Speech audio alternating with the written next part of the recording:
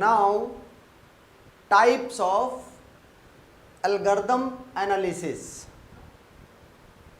Means कि एक algorithm की एनालिसिस किस तरीके से की जा सकती है। किस तरीके से का मतलब कि क्या इनपुट हो तो क्या टाइम कॉम्प्लेक्सिटी या स्पेस कॉम्प्लेक्सिटी होगी। मीन्स इनपुट के पैटर्न या इनपुट के साइज पर क्या टाइम कॉम्प्लेक्सिटी कुछ डिपेंड होकर के टाइम कॉम्प्लेक्सिटी या स्पेस कॉम्प्लेक्सिटी वेरी कर रही है। इस तरह की एनालिसिस, इसको बोलेंगे टाइप्स ऑफ एनालिसिस। यहां पर अगर मैं इसको क्लासिफाई करूं तो best case, then worst case and then average case, ये तीन तरीके से एनालिसिस की जाएगी। नाउ ये बेस्ट केस क्या है, वर्स्ट केस क्या है, ये एवरेज केस क्या है, ये चीजें मुझे आपको बतानी है। तो स्टार्ट करते हैं फर्स्ट से। बेस्ट केस क्या है? कहता है बेस्ट केस क्या है, कहता है it defines input, it defines input for which an algorithm will take minimum time to execute। कहता है बेस्ट केस क्या होता है, कहता है it defines input, the key point क्या होता है। कहता है बेस्ट केस क्या करता है, कहता है ये इसके लिए एक इनपुट डिफाइन किया जाता है जो क्या करेगा। सब यहां पर उसके पहले थोड़ा सपोज करो मेरे पास एक प्रॉब्लम है, उसके लिए मैंने एक एल्गोरिथम लिखी। तो ये जो एल्गोरिथम है ए, इसी में ये तीनों एनालिसिस होंगी, बेस्ट केस की एनालिसिस, वर्स्ट केस की एनालिसिस एंड एवरेज केस की एनालिसिस। तीनों एनालिसिस इसी सेम एल्गोरिथम में होंगी। इसका मतलब यह है कि सेम एल्गोरिथम में यह बिल्कुल पॉसिबल है कि तीन तरीके का इनपुट, 3 सेट में इनपुट को ब्रेक किया जा सकता है। कुछ इनपुट इस तरीके के हैं जिनके लिए क्या है, ये एल्गोरिथम, यही same algorithm takes minimum time to execute. अगर बात करूं ये वर्स्ट केस के डेफिनेशन की, तो ये क्या कहता है, ये क्या कहता है, पूरी डेफिनेशन ये सेम रहेगी, बस एक चीज डिफर करेगी। वो क्या, यहां पर मिनिमम की जगह क्या आ जाएगा, maximum time to execute. It defines input. Worst case also defines the input for which the same algorithm A will take maximum time to execute. And the last one is average case. Average case क्या होता है, इसमें भी कुछ set of inputs होते हैं जिनकी time complexity average होती है। ये कैसे एवरेज होती है, इसको मैं जब एग्जांपल में करके दिखाऊंगा तब बेटर समझ में आएगा, ऐसे बहुत ही एलाबोरेट नहीं होगा। हाँ, ये जरूर है कि इसकी भी डेफिनेशन में it defines input, what kind of input, अब वो चीज मैं अभी एग्जांपल में नेक्स्ट में लेता हूं। Now the next thing is, इसके लिए हम क्या करने जा रहे हैं, एग्जांपल लेने जा रहे हैं। एग्जाम्पल हमने लिया क्या, algorithm for linear search, algorithm for linear search and analysis. हम लीनियर सर्च की एल्गोरिथम पढ़ेंगे और उसमें ये बेस्ट केस क्या है, ये वर्स्ट केस क्या है, ये एवरेज केस क्या है, इसकी एनालिसिस करेंगे टाइम की। ओके, तो अब एल्गोरिथम इसके लिए हम लिख रहे हैं। एल्गोरिथम है, लेट्स से आपने ये लिखा लीनियर सर्च इंट ए, ये लिख दिया। यहां पर एक और एट्रीब्यूट रहेगा, क्या? लीनियर सर्च है तो आपकी गिवन एरे में, आप गिवन एरे में कुछ एलिमेंट्स हैं इंटीजर टाइप के, और उसमें आप कुछ सर्च कर रहे हो, और जो सर्च कर रहे हो उसको आप क्या कह रहे हो? उसको कह रहे हो की। तो मैंने कहा यहां पर n इक्वल टू क्या, पहले एरे की लेंथ कैलकुलेट कर लें। ये लेंथ हमने एरे की कैलकुलेट कर ली, जिस एरे में सारा हमारी, जिसमें हमें सर्च करना है, जिस एरे में, उस एरे की लेंथ काउंट कर ली। इसके बाद हमने क्या कहा, एक लूप चला दिया for i equal to 1, for i equal to 1, i smaller than equal to n, i plus plus, if a of I equal to key return I। और ऐसा भी हो सकता है कि वो एलिमेंट हमको ना मिले हमारी एरे में, तो उस केस में हमने रिटर्न -1 करवा दिया। -1 का मतलब अनसक्सेसफुल सर्च, जिस एलिमेंट को आप सर्च करना चाह रहे थे वो एरे में प्रेजेंट ही नहीं है। तो अब हम इसको एनालाइज करते हैं सारे केसेस पर बेस्ड। तो स्टार्ट करते हैं। आपने क्या कहा, सपोज करो कि मेरे पास एक एरे है, ये 1 2 3 4 5, मैंने कहा एलिमेंट है 2 4 0 1 3, ये मेरे पास एलिमेंट पड़े हुए हैं। अब सपोज करो मुझे सर्च करना है इसमें से कुछ, तो मैं कह रहा हूं कि सपोज करो मुझे सर्च करना है 1, की मेरी 1 है। तो ये तो मैंने लिखा है क्या, लीनियर सर्च के लिए फंक्शन कह लो, एल्गोरिथम कह लो।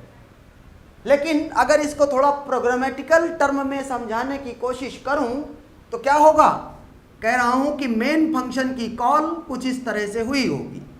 आपने कहा कि इंट ए, ये एरे बनी हुई है और इसमें एलिमेंट क्या है, 2 4 0 1 and 3। और इसके बाद आपने क्या किया, आपने सीधे यहां पर ये की का इनपुट भी आपने ले लिया। रीड नहीं कहो, स्कैनफ करके इनपुट ले लो की का, जिस एलिमेंट को आपको सर्च करना है इस एरे में। और इसके बाद सीधे कॉल करो लीनियर सर्च, और लीनियर सर्च में एरे का बेस एड्रेस और की पास कर दो और ये डिब्बा बंद कर दो। चूंकि यहां पर अगर आप ध्यान से ध्यान दो, अगर मैं प्रोग्रामेटिकल टर्म्स में जाऊं, एल्गोरिथम ये करेक्ट है, लेकिन अगर इसका प्रोग्राम बनाऊं तो चूंकि यहां मैंने कुछ रिटर्न कराया है, यहां पर रिटर्न कराया है, देयरफॉर मैंने इंटीजर टाइप की कोई चीज रिटर्न कराई है, तो मेरे को यहां पर रिटर्न टाइप लिखना पड़ेगा। तो अगर मैं रिटर्न टाइप लिख रहा हूं तो सपोज करो मैं यहां पर इंट की और x में मैंने क्या किया है, जो भी रिटर्न होके आ रहा है उसको कलेक्ट कर लिया है। अब इसको x को प्रिंट करा लूं तो मेरे को इंडेक्स दिखाई पड़ेगी, प्रिंटेड वैल्यू दिखाई पड़ेगी। अब देखते हैं क्या कह रहा हूं मैंने कहा कि सपोज करो मुझे सर्च करना है 1, किस एरे में, इस एरे में। तो मैंने क्या किया, यहां इस प्रोग्राम से की में क्या डाला, इनपुट लिया 1, यहां पर एरे का base address let's say 100 and 100 और 1। तो यहां पर क्या गया, यहां पर इनपुट में गया 100 और यहां पर इनपुट में क्या गया, की में 1, ये गया। यहां पर मैंने इसकी लेंथ काउंट करी, लेंथ कितनी थी, 5। कहता i इक्वल टू 1 to 5। आपको एक लूप चलाना है, ईच सेल में जो कंटेंट है उसको कंपेयर करना है with the key. If it matched then return the index of that cell, and otherwise the search is, the linear search is unsuccessful, return -1। तो क्या हो रहा देखते हैं, i इक्वल टू 1 है, a ऑफ 1 अर्थात 2 क्या इक्वल टू 1 है? नो। क्या a ऑफ लूप फिर से चल जाएगा, आगे बढ़ेगा, i इक्वल टू 2 हो जाएगा, मीन्स a ऑफ 2, क्या a ऑफ 2 इक्वल टू की है? नो। लूप आगे बढ़ जाएगा, क्या a ऑफ 3 इक्वल टू की है? नो। क्या a ऑफ 4 इक्वल टू की है? Yes. Since the content of A4 is 1 and the variable key also holds 1, and therefore it matched. And you will return the index 4. Index 4. Search is successful. The returned value, that is 4, will store in the variable x. You can print it here as output. Now, as a discussion is for the types of analysis, means what is best case for this algorithm, what is the worst case for this algorithm, and for what is the average case for this algorithm, and respective time complexities. So the best case, याद रहे यहां पर आप देख रहे होंगे दो तरह की एनालिसिस हो रही है। एक एनालिसिस में सक्सेसफुल हो रहा है सब कुछ। सक्सेसफुल का मतलब कि आप जिस एलिमेंट को सर्च कर रहे हैं वो इस एरे में प्रेजेंट है, और दूसरी एनालिसिस है आप जिस एलिमेंट को ढूंढ रहे हैं, सर्च कर रहे हैं, वो इसमें प्रेजेंट नहीं है। तो let's say I am talking about successful search, time complexity में हम पहले सक्सेसफुल के सर्च के बेस्ट केस की बात कर रहे हैं। सही है। बेस्ट केस क्या है? It defines input. What is the input? I think the input is this key. ये इनपुट है। तो बेस्ट केस क्या कहता है? It defines input for which the same algorithm takes minimum time to execute. Now, this is your algorithm. What should be the value of key so that it will take minimum amount of time? I would say कि key equal to first element of array A। array A का पहला element as of की ले लीजिए, आपको क्या होगा? Best case मिलेगा। जैसे कि आपने कहा की इक्वल टू 2, आप यहां गए, आप यहां पहुंचे, i इक्वल टू 1 अर्थात a ऑफ 1 इक्वल टू क्या है? 2 इक्वल टू 2, रिटर्न 1। आपने किया क्या है? आपने ये एक स्टेटमेंट पढ़ी है, एक स्टेटमेंट ये पढ़ी है, और मीन्स कुछ एक सिर्फ कंपैरिजन किया है। आप सही देखें तो आपने टोटल अगर एग्जैक्ट टाइम देखें तो आपने सिर्फ एक कंपेयर किया है with the first index, and because of this only one comparison the time complexity is big O of 1 और theta of 1 और big omega 1। मैं कहूंगा कि ये करेक्ट हैं ये भी, लेकिन अभी इनको मत लिखिए, या ये बिग O क्या है, थीटा क्या है, बिग ओमेगा क्या है, असिम्प्टोटिक नोटेशंस हैं ये, एंड इनको मैं डिस्कस करूंगा इन द लेटर स्टेज। लेकिन अभी मैं लिख रहा हूं यहां पर इस तरह से, तो बस देखते रहिए। बेस्ट केस की टाइम कॉम्प्लेक्स, इसी को क्या बोला जाता है? इसी को बोला जाता है कांस्टेंट। अगर बिग ओ या बिग ओमेगा या थीटा के अंदर कोई कांस्टेंट नंबर लिखा हुआ है, इसका मतलब the time complexity of that particular case is constant, means does not depend on the input size, that does not depend on the input size। यहां पर इनपुट साइज मींस दो तरीके से इनपुट है, एक तो ये एल्गोरिथम ए और ये एक की पर हमारा ये टाइम एनालिसिस डिपेंड कर रही है।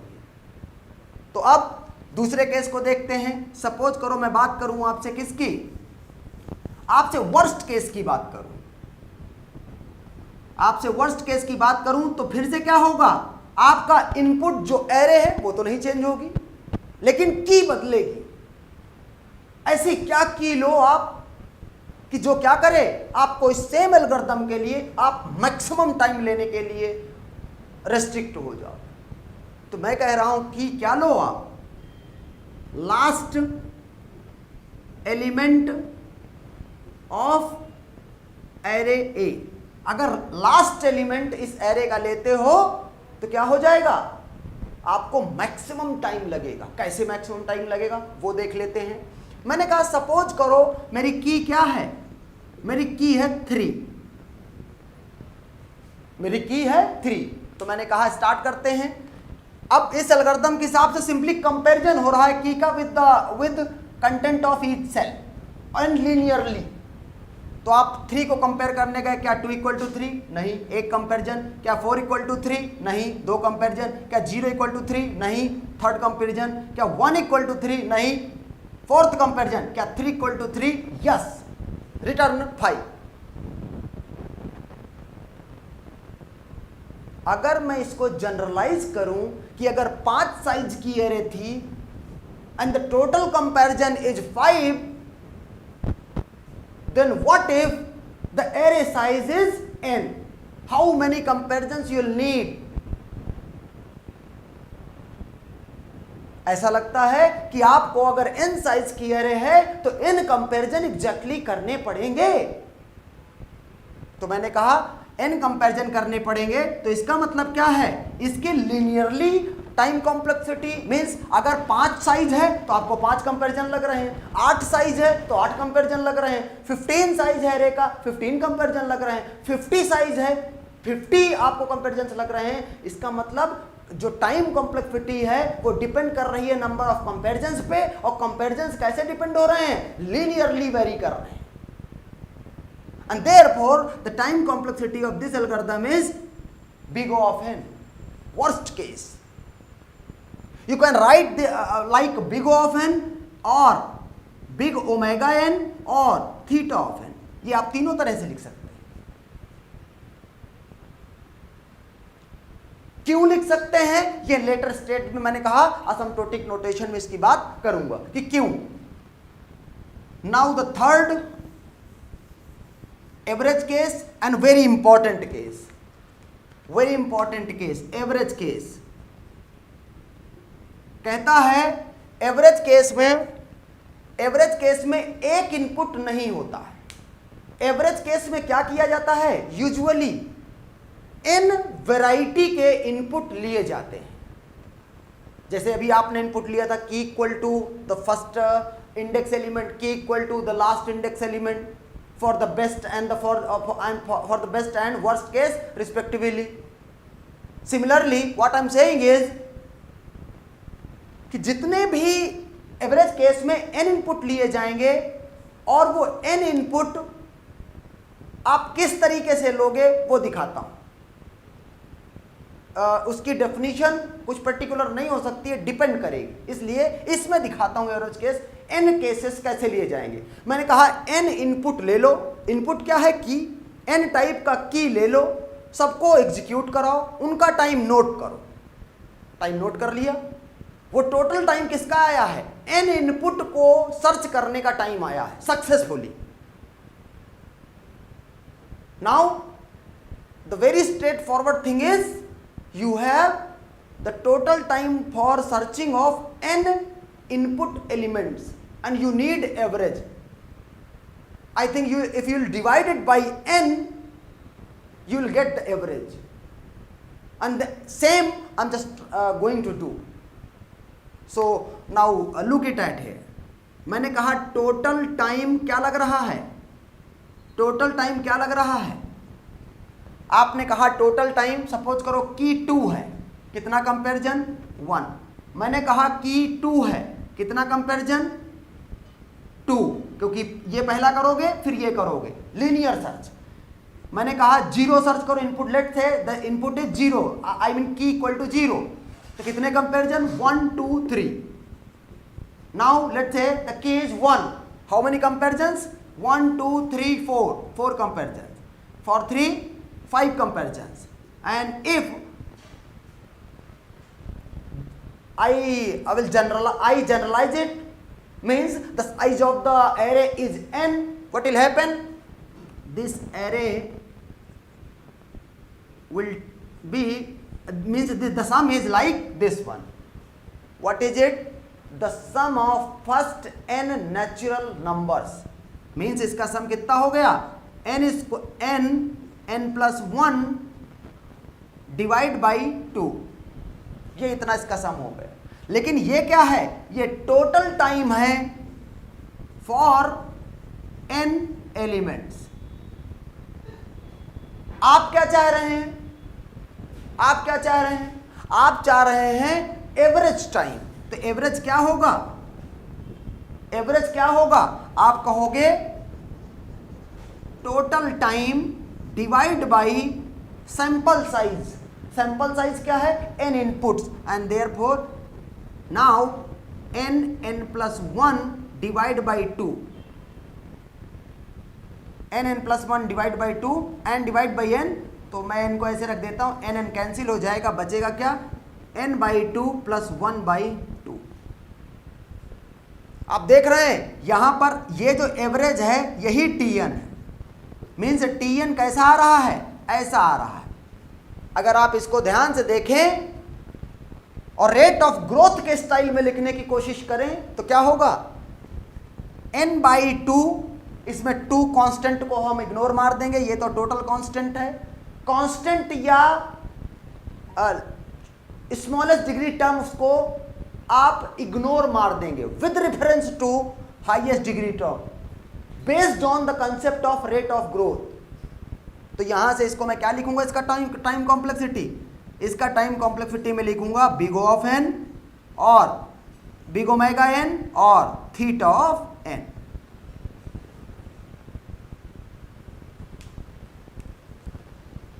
Okay, now for unsuccessful search, this is this analysis was for successful search for linear search algorithm. Now for unsuccessful search, unsuccessful search के लिए हम कैसे करेंगे,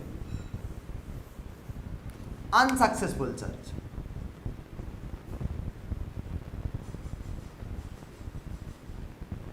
अनसक्सेसफुल सर्च में बेस्ट केस क्या होगा। अब देखिए थोड़ा सा aptitude, unsuccessful search means what ever is the key, unsuccessful search means what ever is the key, but you cannot find that key in this array, unsuccessful। Suppose करो मुझे 10 search करना है, 10 इसमें नहीं है, कितने कंपैरिजन लगेंगे, जितना एरे का साइज है। इन एनी केस मीन्स चाहे बेस्ट केस है, चाहे वर्स्ट केस है, चाहे एवरेज केस आप ले रहे हो, किसी भी केस में वो आपका जो की है वो इसमें मिलना नहीं चाहिए। इसका मतलब है आपको हर हाल में कितना कंपैरिजन करना पड़ेगा, n कंपैरिजन करके ही पता चलेगा ओ ये की तो इसमें प्रेजेंट ही नहीं। And therefore in best case और द वर्स्ट केस और the average case, in all the 3 cases time complexity is big O of n। Successful और अनसक्सेसफुल की टाइम कॉम्प्लेक्सिटी के ऑर्डर में डिफरेंस सिर्फ कहां पर है, सिर्फ ये बेस्ट केस में है। Means while analyzing for unsuccessful search, the best case time complexity is big O of n or theta of n or theta of n or big omega n, whereas for successful search the best case time complexity is constant। तो अब ये इस तरह से analysis हो रही है।